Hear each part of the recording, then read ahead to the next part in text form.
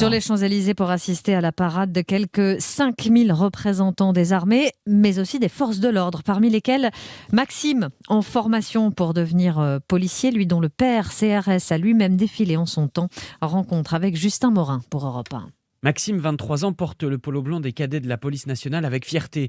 Il n'a jamais eu son bac, mais c'est avec eux qu'il a trouvé sa place. Alors forcément, défiler sur les Champs-Élysées le 14 juillet. C'est une grande fierté parce que c'est déjà devant toute la France, c'est représenter la police française. Vu que mon père l'a déjà fait plusieurs fois et puis de porter aujourd'hui le même uniforme que lui, oui, c'est une fierté forcément. À côté de lui, son père Jean-Pascal sourit. C'est un honneur de l'avoir préparé à cette mission. Et la relève est assurée. Il sait que son fils se souviendra toute sa vie de ce moment. Pour lui, c'était en 1989. Je me rappelle comme si c'était hier. Quand on voit le public, la revue des troupes par le gouverneur militaire de Paris, ensuite le président qui descend, tout l'ensemble, c'est quelque chose de très beau. Son fils Maxime ne cache pas un léger stress. Cela fait 15 jours qu'ils s'entraînent par peloton de 48. Ils ont été sélectionnés dans toute la France sur leur capacité à marcher au pas, à bien s'aligner et à garder les bras dans le rang.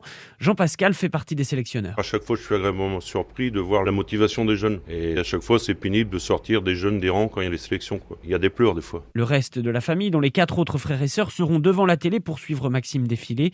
Son père, lui, sera aussi sur les Champs-Élysées.